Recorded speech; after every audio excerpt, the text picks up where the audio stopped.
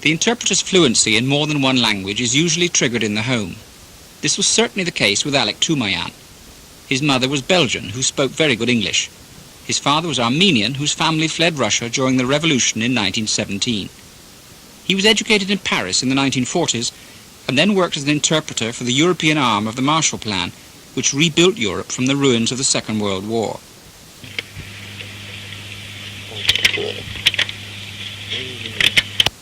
Department for 30 years from 1961. He talked to me on the line from Washington, and we began with some of the pitfalls that can catch the unwary interpreter. What is probably the most important thing I did in my entire career at the State Department, the negotiations for the release of the American hostages in Iran. In the early stages of working with the Algerians, we discussed a number of financial schemes with them, wherein the famous assets would be deposited in an escrow account. Now, when the Algerians heard the word escrow, they began to look at each other in a rather displeased mode, and I understood immediately why that was happening, because they were hearing not the English or American concept of an escrow account, they were hearing the French word escroc, which means a crook or a swindler. And this was the early stage of negotiating with them, and they were a little bit apprehensive, I guess, not really being used to dealing with Americans. So anything that seemed to be out of the norm would disturb them. That sounds a little like the misunderstanding that Khrushchev had with Kennedy over the use of the word, or the translation of the word, miscalculate.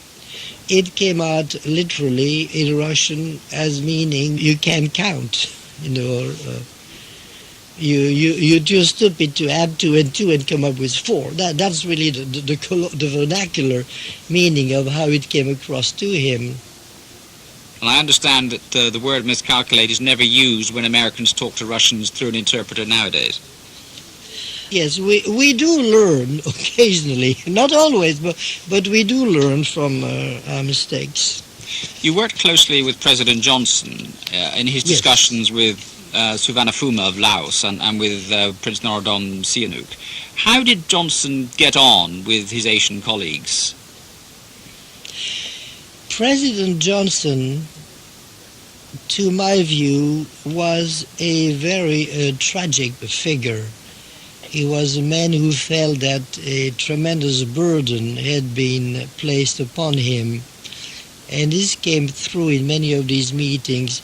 Prince Suvarnabhumi was a very dignified, very proper, a gentleman of the old school who spoke impeccable French, and the meetings between them, and there were many meetings, were always very cordial, businesslike.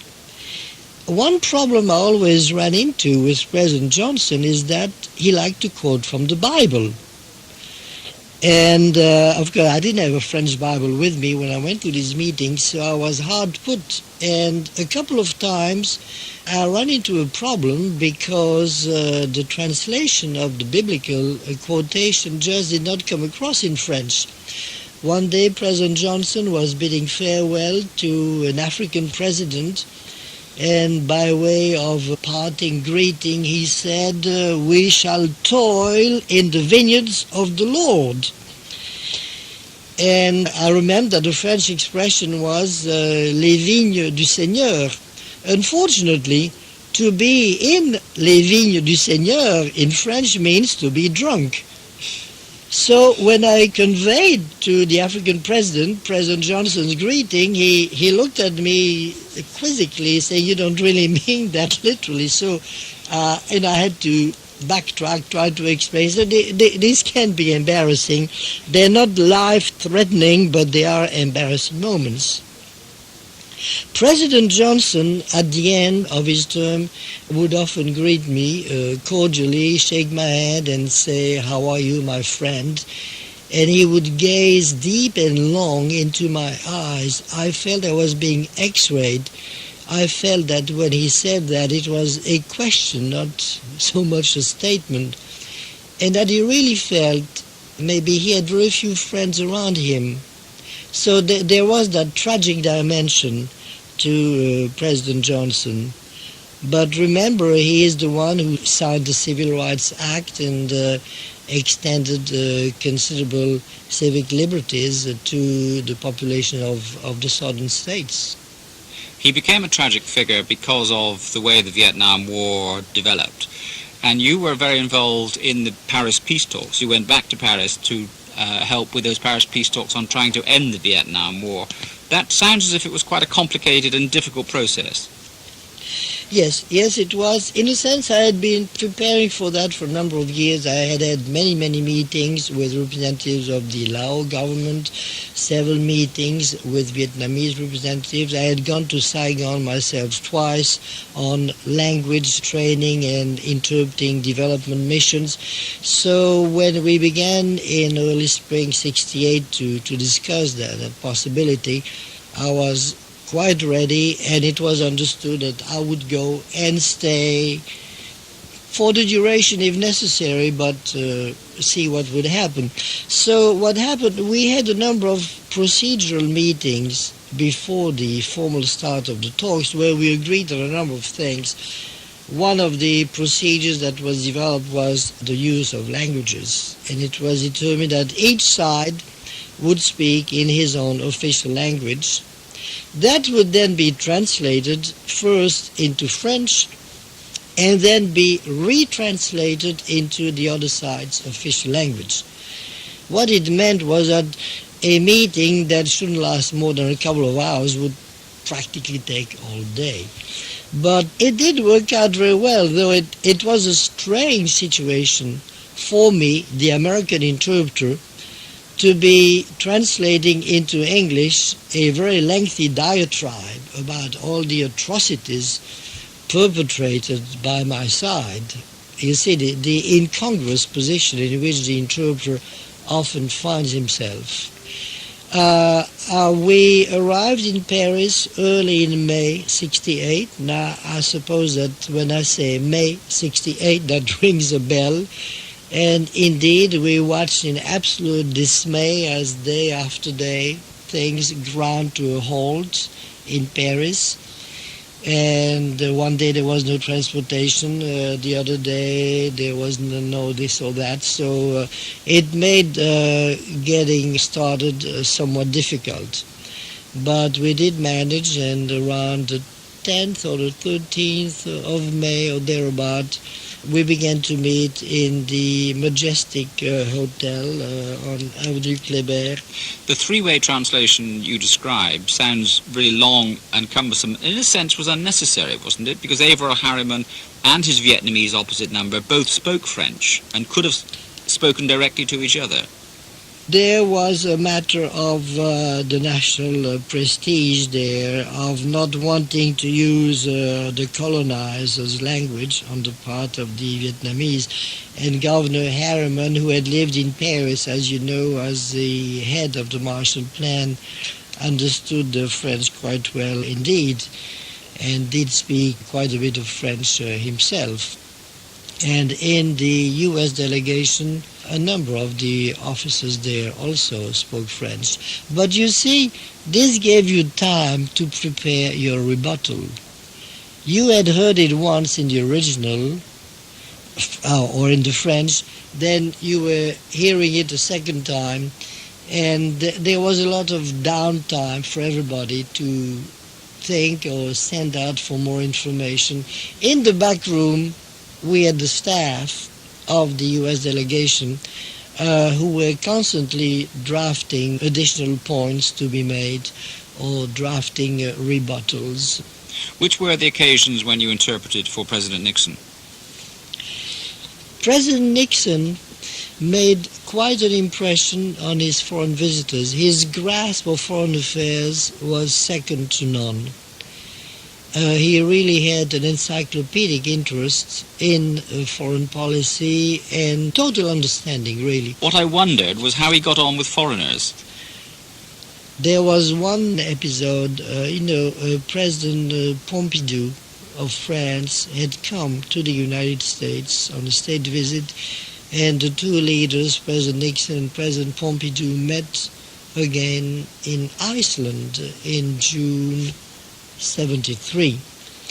And after a meeting, they were standing waiting for their respective limousines to come, and the White House limousine was there belching blue smoke. And President Pompidou looked at President Nixon and said, "You're polluting the air with your big engine." This was said in jest, and President Nixon looked at him and said in a horrified tone, "But this cost $300,000. So you see that there was sometimes communication was not established at an easy, informal level. His successor, President Carter, the thing that many people think destroyed his presidency and lost him the election, was the hostage-taking in the American embassy in Iran. And you were very involved, as you said, with that, with Warren Yes. Christopher. Was this the same kind of three-way interpreting that you had for the Paris peace talks? No, my responsibility there was strictly French to English, English to French, when we began in earnest October 80 to work with the Algerian representatives. Then everything would be translated to Farsi to be sent over to Tehran, though very often we would get documents or requests in English from Tehran. I was somehow by chance involved from the very beginning, because what happened in November 79, a U.S. delegation was invited to go to Algiers. This was to commemorate the beginning of the Algerian War of Independence, the 25th year of the beginning of the War of Independence.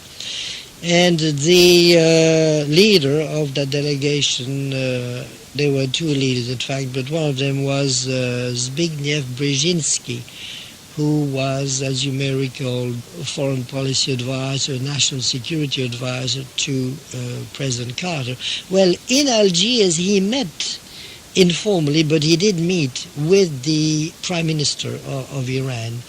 And that apparently is what triggered such an outpouring of rage and resentment in Tehran that within hours, literally, our embassy was captured. And when the official plane returned to Washington with the U.S. delegation coming back, some of the members went off the plane and directly to their offices in the State Department, where they lived for days and weeks on trying to resolve the crisis. Did you feel that those talks in Algiers would ever succeed? It doesn't look as if they were intended to now. This is a difficult question to answer in retrospect, since they did in fact succeed. But whenever we had a meeting with the Algerians, there was the definite impression that we are giving this everything we have. And it was really amazing. There were two different sets of people who had never worked together before. And they operated as one team with just one purpose. This was really remarkable. So, although, of course, the outcome is always in doubt, but you just cannot have any second thoughts, when you're engaged. Particularly, human lives were at stake, and that was really the driving force. We wanted to get our people back. And the Algerians were very conscious of the human side. The Algerians, one should not make generalizations, but here in this case I will venture a very broad statement, have a very strong sense of mission, a very strong sense of their responsibility as a leading country in the third world. And they were really very strongly motivated. They didn't do it out of any particular love for the American or the American system of government. They didn't do it for profit. They were simply genuinely dedicated to bringing about a favorable outcome. But it seems as if the Iranians were determined not to release them until after President Carter had lost the election. Do you think the Algerians had any inkling of that? I don't believe that the Algerians were allowing any considerations of U.S. domestic policies to affect them. There was a clear understanding that yes, the Iranians were stalling for time. At the same time, would they have had as good a deal under the incoming Reagan administration? That's questionable. I believe as the ultimate slap in the face to Jimmy Carter and Secretary of State Muskie, they held off until the very last minute. In fact, there was this very surrealistic situation in the embassy in Algiers about 8 o'clock in the evening, or maybe 9 o'clock. There we were on the radio listening to President Reagan's inaugural speech on the steps of the Capitol, and that would be about 2 or 3 o'clock in the afternoon in Washington. It was 9 o'clock in Algiers, and on an open line, within minutes, we were getting information that the Air Algerie, the two jets carrying our people, had just cleared Iranian airspace. And it was very hard to come to terms with that situation, but that yes, everything was happening. President Reagan was in many ways the opposite of President Nixon, that he didn't have Nixon's grasp of foreign affairs, but he had all those personal skills and social charms that Nixon lacked. Did that help him? That is such a pertinent point. If we could somehow have meshed President Reagan's skills at personal relations with President Nixon's skills in foreign policy and foreign affairs, we would have had a super president.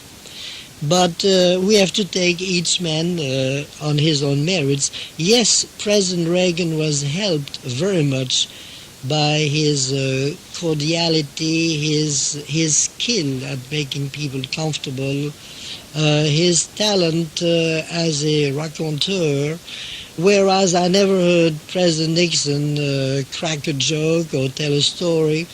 President Reagan always had a story to tell that was somehow, not always, but somehow related to the subject at hand. Do you have to try and capture the emotions of the person you're interpreting for? You do want to reflect the nuances, the feelings, but at the same time you do not want to run into the problem of a parody or copying the person. Do you see what I'm trying to say? You have at all times to maintain a dignified and somewhat impersonal posture at the same time. Now, I don't know if I'm making that very clear, but it's very important to reflect the nuances, reflect the feelings, reflect the exact words or thoughts, because sometimes, now there's a very important principle, the speaker's thoughts and ideas are his or her prerogative and should not be interfered with, but the choice of words to convey that meaning, that is the interpreter's prerogative, and that too should not be interfered with. So you have some leeway, provided you know exactly what you're doing, you have some leeway, and sometimes you will use more words, and the bottom line is, have you achieved communication? That's really what we're talking about, problem solving in the process of communication. But if the argument gets very heated, is it part of your duty to try and at least convey that heat, or is that done through the language barrier anyway, do you think? I think the body language is quite obvious, quite clear, and if there is a tense situation, you should not try to diffuse the tenseness. It may be the intention of the speaker to convey that he is very, very annoyed or that he is getting very, very impatient. I remember a meeting between a very distinguished American labor leader and his counterpart from a French-speaking country.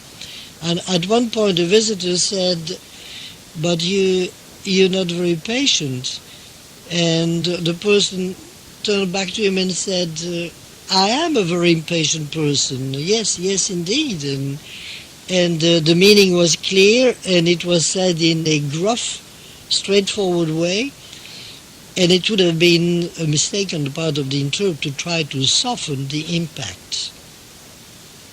At the same time, you will be very, very careful that you do not heighten the tension by inadvertently using a word stronger than the word intended.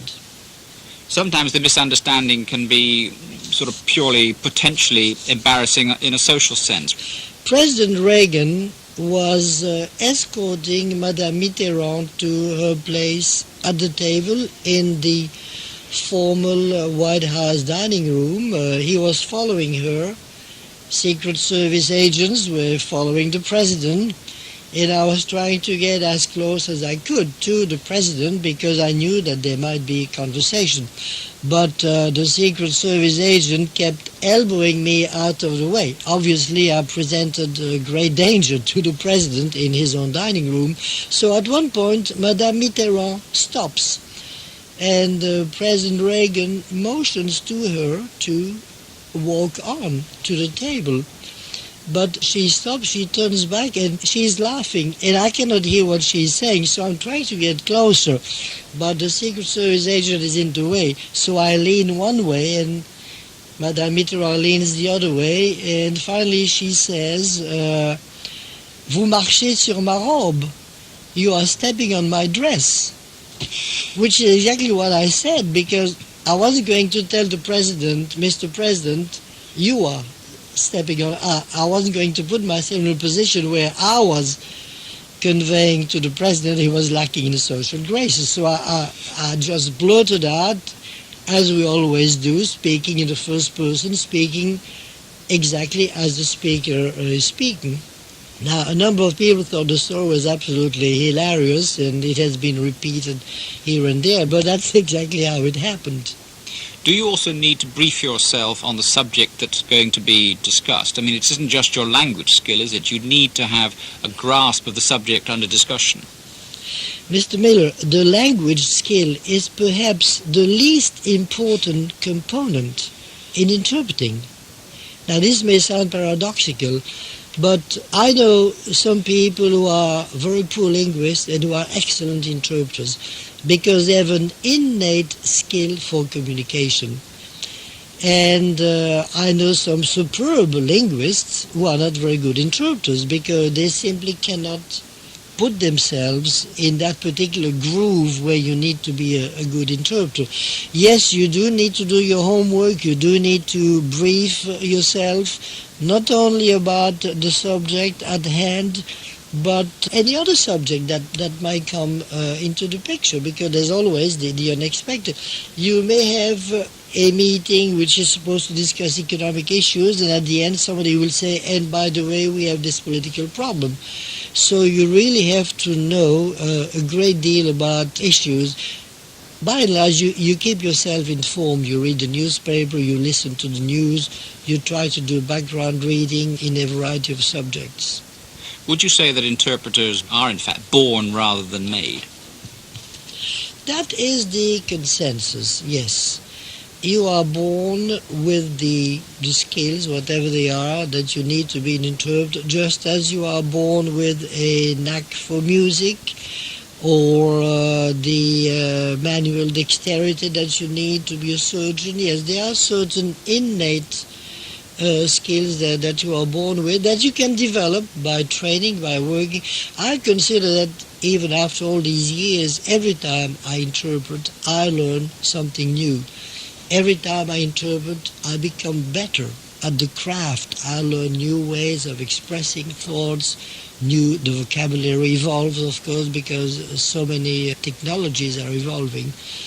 So, yes, it's a matter of being born with it. And sometimes you don't even know. I didn't know it myself. I just discovered it by accident. Do you feel that our need for interpreters in the world is greater today than it's ever been, or less? That's a difficult question to answer. I believe that we may have passed the peak we may be going into a situation where more and more people will communicate in one language, English. English is, without any doubt, the dominant language in the world today. So we may well be going into a situation where we are decreasing the number of interpreters in the major languages. At the same time, we are increasing the number of interpreters in languages which a generation ago were never considered to be international languages, Belarusian, Ukrainian. So is it a drop or is it a shift? Only time will tell, but that it seems to me is the situation we are moving into. One last question. From your own long and very varied experience, what advice would you give young people who wanted to come into your profession today? I usually refrain from giving advice to younger people, but I would say unless you are very, very proficient, don't even think about it. Unless you have a very genuine, deep interest in the process of communication per se, and are willing to be informed about many, many subjects, don't even consider it. Unless you have a very good retentive memory, which is a gift. Of course, you can develop it, but the raw material has to be there at first. Yes, indeed. I have enjoyed it immensely. I've been very lucky. I consider myself extremely fortunate to have been given the opportunities I have been given, to have known the people I have known, and it has been a tremendous experience. Alec Toumayan, thank you very much indeed.